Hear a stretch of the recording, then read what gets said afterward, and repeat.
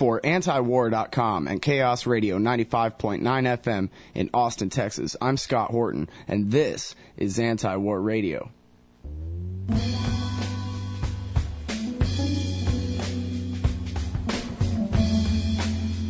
The White House says that Iran is making nuclear weapons, and the White House says that Iran is backing the Sunni insurgency in Iraq.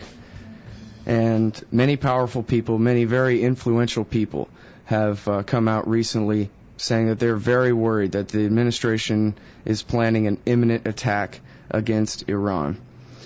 Here to help us examine what some of the consequences of such an action might be is Jon Basil Utley.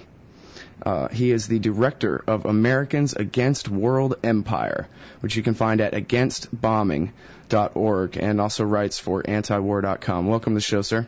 Thank you. I should tell the audience that you are a former correspondent for Knight Ridder and associate publisher of the American Conservative magazine, a Robert A. Taft Fellow at the Ludwig von Mises Institute of Austrian Economics, and for 17 years, commentator on The Voice of America. Is that right? I was. It sounds like a long time. We came in, the Reagan people brought me in, and my background is very much knowledge, anti-communist, and knowledge about communism. I lived in Cuba when Castro took over. I've written extensively on communist issues and third world economics. Mm-hmm. And your mother was actually the famous anti-communist author Freda Utley, right? That's right. It's Freda Utley. There's a website, FredaUtley.com, who wrote the first book in 1940 about Russia, how it really worked. And I should add, I was born there, and like many refugees, we were very anti-communist. And I think the big change is that after the defeat of communism, many of us looked to return to some of our freedoms and our values, and America was no longer under threat of nuclear annihilation, and particularly the communists always had tremendous influence inside America, in the academic world, of course, during World War II, when Stalin was our ally. Mr. Utley, I wanted to ask you, your mom wrote this book, Last Chance in China, that I saw was published in 1948. And I wonder, I didn't get a chance to go through it yet, but I see that the whole thing is online. She made the case that America deliberately helped the communists win the Civil War in China after World War II? Absolutely. That's long forgotten, but we have General Marshall's mission. The U.S. was trying to force a coalition government with the communists, and in particular, the point was cutting off supplies to the nationalists, to the anti-communists, and that's better detailed in another book she wrote. It was a bestseller called The China Story. And I say communist victories in the Third World were pretty much made in Washington, and her book, which was a bestseller, was showing how the communists were not inevitable, as people used to think in those days, in the Third World, but in particular were pushed and helped by actions in the U.S. Particularly in that case, it was not having any support from outside, while the Chinese communists were getting major support from Russia, from communism in Russia. And there's an incidental to all this, that when Japan surrendered, we waited, there's various studies on this, we waited until the Russians could send troops to Asia, because all their troops were in Europe, to take the surrender of the Japanese armies. So all the equipment that the Japanese armies had was then given to the Chinese communists by the Russians. This is all forgotten, but that's what gave the communists their impetus to conquer China. This is covered a bit also in the book Foundations, Their Power and Influence by Wurmser, that was written back in the 1950s, where he talked about the Institute of Pacific Relations. Yeah, that's right. And how they were really the ones responsible for the policy, right? Well, you know a lot of the past. Not many people do now, but... Well, I'm really interested in the way you say that America was helping communism all around the world. You don't just mean that communism was becoming more powerful as a reaction to America's policies, but that actually America was helping the communists outright throughout the Cold War? Early on, not later. Yeah. But in the World War II days, absolutely. Yeah, Mao was an agrarian reformer, nothing like Stalin, right? The biggest thing in the communists conquering China was getting all the weaponry And the Japanese soldiers were then surrendered to the Russians, who sent them to concentration camps where most of them died in forced labor. But there's an argument that Japan was trying to surrender earlier, and we would not accept it, of course, until the bombs. There was some. It's more than we want to get into right now. But in any case, one consequence of that was the Russians sending over troops to accept the Japanese surrender in Manchuria, which was the industrial heart of China. But adding to what you say, remember East Europe, we gave it at Potsdam and Yalta, we gave East Europe to the Soviets to occupy. Right. So when you come to today, being rather ignorant or stupid policies out of Washington is not unusual. It's much of our history. Right, and I would love to have you back sometime to just talk about the Cold War. Maybe I could read a couple of your mom's books and then have you back on. Thank you. I appreciate your background. Yeah, I'd really love to these things, find out about this stuff. Now, I want to get back to what you mentioned, was that you supported the Cold War. You remember the Voice of America, avowed anti-communist, son of an avowed anti-communist. And when the Cold War ended, you expected the American empire to end. That was the promise that they made, right? Was that the American empire was strictly a defensive measure to protect us from the Soviet Union. Absolutely, but also I very much support the expansion of American economic interests overseas. I support very much the spreading of freedom, if you will, democracy it's called sometimes, but generally we support, I think all Americans do, we want the rest of the world to be prosperous, and that makes us safer, that there's less hunger to destroy or envy against us. We want that prosperity. Where we parted, people like myself, there were many conservatives, of course, departed, and libertarians, from the Bush people was, we don't think you can do it with what I say, bombs and bribes. Going in, attacking these foreign countries and saying we're going to conquer them and kill all these people and then establish democracy is ridiculous. It sort of seems like if we really believed in capitalism, we could sell it to them. Well, and we do, and we have. And America was popular in the whole world until the Bush venture, attacking and destroying a country that did us no harm. You can't conceive of the difference. Indonesia, for one, America was 90% positive. These are Muslim countries, Indonesia. Malaysia, they loved America so much they copied our flag. And when there are United Nations peacekeeping movements with Malaysians, people sometimes think they're Americans because they copied our flag. This was a Muslim country. And that's changed? It's no longer that way? They were hated. Indonesia went, I think, from 90% positive to 90% against us until we helped them a bit with the tidal wave stuff. But still, you can't conceive of it. And it's not just our going bombing and killing these people. It's our arrogance, the way that we are so good and in the bush. Sure, after all, Indonesia is very far from Iraq. Of course. And it was a very soft Muslim religion. Oh, it's getting harder now. But we never had that kind of animus against us. You can't conceive of it, of what has changed in the world. And, of course, after 9/11, they were all helping us. Iran, which is the case now, gave us all sorts of help in conquering the Taliban, who were their enemies. Syria, we used to remember the CIA was kidnapping people to send them to Syria to be tortured. Right. For us to give information for America. Syria was doing that for us. And so then... Innocent Canadians, even. Yeah, I mean... and so...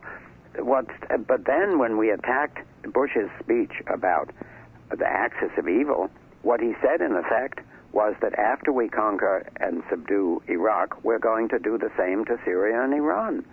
So, of course, those other nations, to defend themselves, would have an active interest in trying to keep us bogged down in Iraq. Right.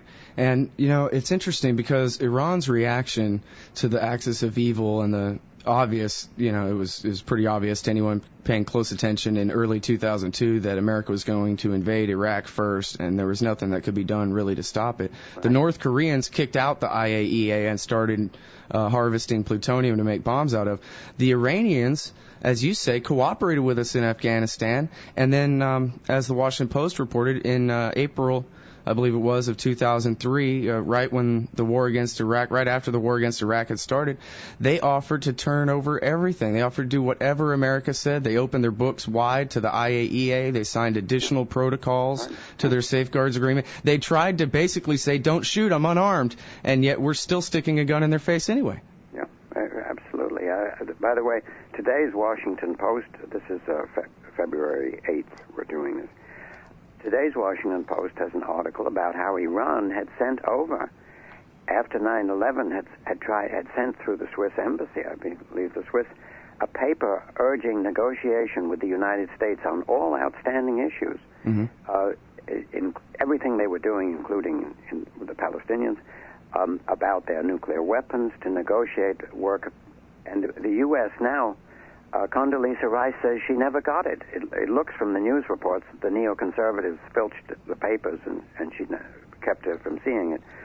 But the fact is, it's the U.S., I mean, here was Iran putting everything on the table. We didn't want it.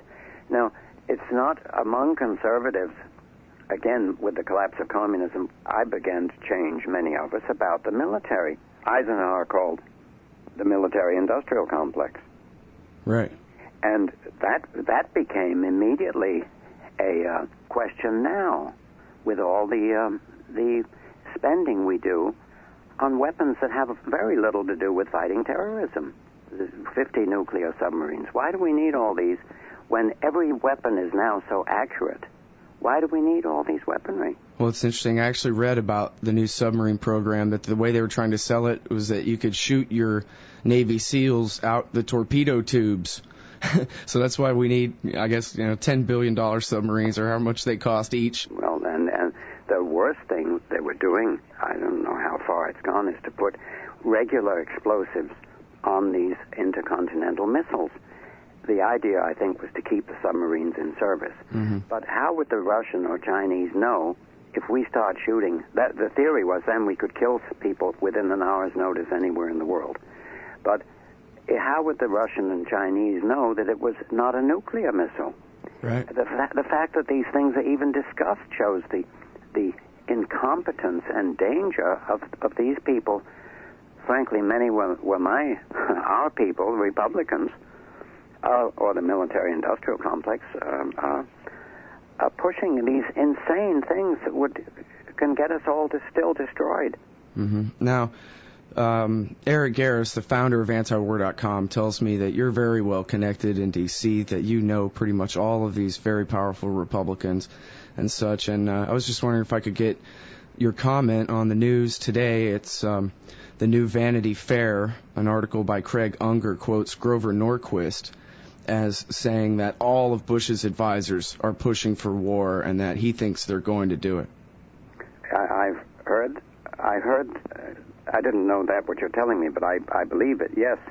And I was told that Ron Paul told me at the meeting of the Lew Rockwell Mises Institute in California. They're dead set on having a war. And I think they don't think the consequences.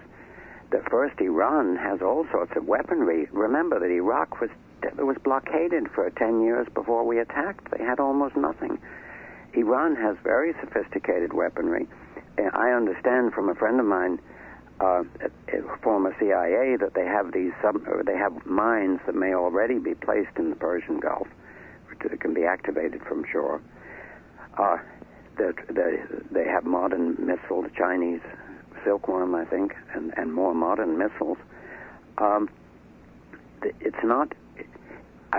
Our guys think we can take out everything, I guess, with a surprise attack. Yeah, it'll be a cakewalk. And then we had letters to antiwar.com after my article. My article is entitled 12 Consequences of Attacking Iran. And that you can find my stuff, go antiwar.com/Utley, Utley. And one of the letters we got was pointing out the U.S. base in Kuwait that sends all the supplies into Iraq. It's a 300-mile supply line, and it's just a few miles from the Iranian border. Now, we could probably go and kill and flatten these areas, but there's going to be guerrillas attacking the supply lines. And remember, the Israelis were very surprised with the anti-tank weaponry that the Hezbollah had when Israel invaded Beirut, Lebanon. Just imagine if the guerrillas in Iraq had effective anti-tank weapons, what they'd be doing to our forces. And there's a letter also that our people could even be cut off. It's a vague possibility with our tremendous ability to bomb, but that the whole army in Iraq could be partly cut off at least. Yes, William S. Lind wrote in the American Conservative magazine an article called How to Lose an Army. And the answer was, first you do a big surge and dig in Iraq, and then bomb Iran. And as you said, there's one major supply line that runs from Kuwait to Baghdad, 350 miles, all throughout Shiite territory. And let me add, again, you find articles by Bill Lind, who I think is one of the most genius people, and he lectures to the Marine Corps officers, and there's a lot of intelligent, obviously responsive people inside the military. What we're talking about are policies generated by what we call neoconservative intellectuals in Washington, where there's an affinity for violence and ruling the world and the things that are not in the basic military. But I think that these risks are just part of it. The rest of the world also, there's another letter in answer to my article, that if the Straits of Hormuz are closed and oil goes to $100 a barrel or whatnot, and becomes very scarce, and it could be $200 a barrel, South Korea and Japan are going to be strangled without oil supplies. And that goes, the whole world economy would start winding down. Right, and in fact, I read that it really wouldn't even take much action in the Straits of Hormuz to cause any of this. Maybe just one mine would be enough to get Lloyd's of London to raise the price of insurance on an oil tanker so high that all of them will have to just sit in port. No one will be able to sell it. The U.S. government might come in and say, we'll pay for any tanker that gets sunk. Oh, yeah, well, that's good. It's only another $10 billion or whatever. Sure, yeah, just tack it on.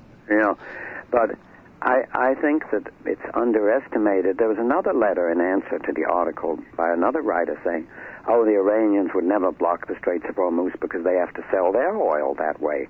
Well, that's a common American view, I think, that everything is done rationally, and we can go and destroy a country, their basic military and economic infrastructure, and they'll stand by and do nothing and say, well, we have to sell our oil, let the Americans destroy us. Right, it might be perfectly rational, in fact, for them to withhold their oil, and even though there would be severe consequences for Iran, it's simply a figure on a balance sheet of whether it would be strong enough blow against us to be worth it to them. When a war starts, people don't behave rationally. The passions and hatreds, and particularly in the Muslim and Third World, is a question of dignity. I lived 15 years in South America, and there's some similarities. And because, of course, Spain was under the Muslims for 800 years, and there's a whole question of dignity in these countries that the U.S., if you will, has no comprehension of dignity, because wherever we go, we're the biggest, the strongest, the richest, and everybody kowtows, or they used to, etc., because we had money in the Third World. But what's underestimated by, I think, all Americans is the question of dignity in the Asian and Arabic and Latin American world. We know a little bit from our somewhat knowledge of the Mexican and Latin. No matter how poor a peasant is, he still has his dignity. And one of the things the occupation has done in Iraq is we go in, break down the doors, and humiliate the men in front of their families, putting them down on the floor, violating their women's space, if you will, and humiliating them in front of their children and family and friends. And I don't think you can comprehend the hatred that's generated against us from all this. Yeah, that really is our whole war on terror policy, isn't it? To humiliate everyone until they finally give up and decide not to mess with us anymore. That's the common neoconservative view, was the only thing they understand is force, and you beat them up and then they'll behave. Yeah, of course. It's only people who only understand force who use that phrase, that others only understand force. Yeah. I mean, but the ignorance, and then you have to add the religious element. Yeah, I've written a lot. If you search Armageddon Lobby, I call it. About the evangelical Christians in America and their role in this. Or Armageddonites, things like that. And that's something that is underestimated. That we talk about the Muslim fanatics thinking they're going to heaven when they go to war, but we've got our own. And Gary North, who's a very quite well-known writer on conservative Christian economics, and he wrote an article, 20 million. If you check Gary North on Google, Gary North, Gary North, 20 million, you come to his article about all the fundamentalist Christians here who think that war in the Middle East is helping to bring about Armageddon, and then Christ will return. But they all think they're going to heaven, a shortcut to heaven. No good deeds are necessary. Nothing. They'll all go to heaven, and the rest of the humanity will be destroyed, basically. Right, and God will throw them a golden rope, and they'll get to go to heaven before all the rest of us have to go through the tribulation. Right, yeah. Now, I say in my article, Bush reads a man, Oswald Chambers, the article is... 12 Consequences of Attacking Iran by Jon Basil Utley. And Bush reads this Oswald Chambers every day, and Chambers says that if things go wrong in your life, it's not because you made a mistake or because events proved you wrong or such. It's because God is testing your faith. Oh, well, every one of my mistakes, huh? So that's very comforting, I guess. This is Bush. The same Bush, I say in the article, Bush's idea is God would never negotiate with the evil empire, or whatever he calls them, with evil. So that's another reason he doesn't negotiate with anyone. He's thinking, I'm sure he's very mixed up in ideas, but it's not just him. Around him you have people. Tom DeLay is, of course, not there, but Tom DeLay had said, and it was quoted in the Atlantic magazine, that the war with Iraq was helping to bring about the apocalypse sooner. Right, they're trying to make Jesus come back faster. Well, yeah, I call it trying to hurry up God. Yeah. But this is millions and millions of Americans that believe this.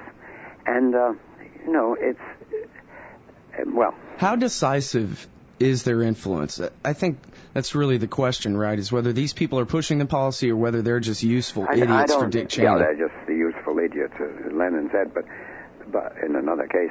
But I don't think they're influential, except in the sense they give cover for the neoconservatives, which is the other big element, the intellectuals in Washington who fancy ruling the world. And it's more than that. Irving Kristol, who was an old anti-communist and the so-called founder of neocons, had an article in the Wall Street Journal that what we need is a real enemy to unite Americans. He wrote this in the Clinton period. What we need is a real enemy, and that will unite Americans. And they were looking for violence. And I quote on, we have a lot in our page, Armageddon Lobby. Find it on Google. I quote Peter Viereck, who is an old anti-communist, about this lust for violence, vicarious violence, because most of them have never been in a fight. Right, never even a fist fight. But you look at them, but they love the idea of ruling the world and sending armies or conquering, and these people are supported by the religious right, which gives them cover and votes in Congress, and of course the money to do their ventures. And so right, and that really is where the power of the Armageddon Lobby is in the House of Representatives. In supporting these people, yeah. Now, speaking of people who want to rule the world, Zbigniew Brzezinski, who, to my understanding, is one of the most powerful people in America, he came out and told the Senate that he is afraid not just that there's going to be a war in Iran, but he even laid out the possibility that there would be some sort of fake terrorist attack that would be blamed on Iran. Oh, yeah. I mean, that's pretty strong language coming out of Zbigniew Brzezinski in front of the Imperial Senate, wouldn't you say? Absolutely, and I couldn't believe it. You can even make a case that the U.S., by sending the Navy into the Straits of Hormuz, where it's very little space for navigation and all, is wanting the Iranians to attack us in some way, trying to egg them on, so then the country would be united in destroying Iran. Right. By all means, they must be maneuvered into firing the first shot, to paraphrase some of the pre-Pearl Harbor documents. It would help, but it doesn't mean... but they say that with Iraq, we were flying fighter bombers over Iraq and bombing them for 5-6 years with the blockade. And then one of the reasons we had given for attacking Iraq, was, they were shooting against our planes. Right. I mean, the arrogance, as I say in the outside world, it's really the arrogance of these rulers that we have, our leaders.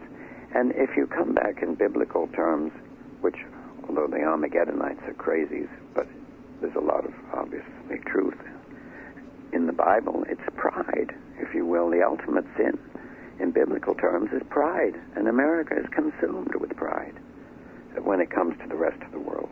Mm-hmm. At least these people who have taken over the Republican. Well, now, when I try to be optimistic about this, I have to say I'm not as sure in my gut, I guess, that there is going to be a war against Iran as I was about Iraq. And when I try to be optimistic, I imagine Richard Nixon telling Henry Kissinger, Henry, go tell the Vietnamese that I'm crazy and I'm drunk and I'm going to nuke them any day now, and then you'll look like the reasonable guy. And so I wonder, whether you think there's a chance that what Bush is doing is really just pretending to be this out of control in order to try to force Iran into abandoning their enrichment. We'll find out soon enough. Well, among your colleagues in Washington, what do they think? Well, let me just make one comment. Don't underestimate Armageddon, the president of Iran. Don't underestimate that there are Iranians who want the U.S. to attack, because that would reinforce their dictatorship. Mm-hmm. So it's not so simple to say that you can argue they can be egging us on, because they also think that if the U.S. attacks, that reinforces their government, which is otherwise quite unpopular. Right, because we're not talking about full-scale invasion and regime change at this point. We're talking about just bombing the people of Iran back into the mullah's arms. Back to your question. The people I know in Washington are from the long time, the anti-communist days. I mean, I'm in my 70s, and I know many people who were involved in that. And the Reagan Republicans, we called ourselves in those days. I'm of course, I don't know the people around Bush, but there's a sort of, I think first is the ignorance of most people on the right. Ignorance is too strong a word, but not knowing much about the outside world. So we're very vulnerable to being told lies. They fear us, and even fairly sophisticated people. I'd say the Wall Street Journal editorial board. Anatole Levin, very good writer, had lunch with the editorial board once before the 9/11, and said he never met people as ignorant and fearful of the outside world. And it's something that is the ones in Washington. I mean, I go to the meetings of Grover Norquist and Paul Weyrich, his meetings every Wednesday. And Paul Weyrich he doesn't think that way himself, but at the meetings are heavy religious conservatives who are very much pro-war and probably support attacking Iran and attacking any, here and there. And it's I mean, Grover, if he wrote Grover Norquist, that article you mentioned, there it is. He knows the players. Yeah. All right, well, I'm sorry we're up against the time wall here. Thank you very much for coming on the show today, everybody. Jon Basil Utley. He's the director of Americans Against World Empire, and you can read his archives at antiwar.com/Utley. Thanks again. And I appreciate your knowledge. You really have a great background in so many of these things. Oh, well, thank you very much. Okay. Okay, take care. Thank you. Bye.